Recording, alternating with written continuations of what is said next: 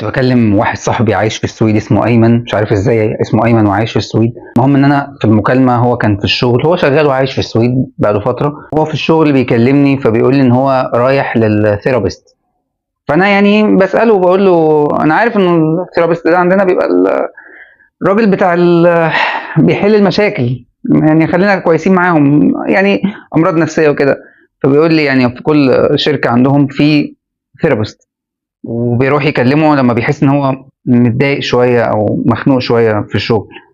فيعني كان كلامي معاه بقول له هو موجود عندنا الثيرابيست معروف، بس هو ليه مسمى تاني هنا اسمه الاتش ار. يعني هو بيبقى معروف كده، كل ما انت بتبقى متضايق او مخنوق تلاقي مديرك بيقول لك اتفضل على الاتش ار. فانت لما بتروح للاتش ار مفكر بقى ان هو يعني الاتش ار ده حد هيبقى كويس ويخليك بقى تفك من خنقتك دي.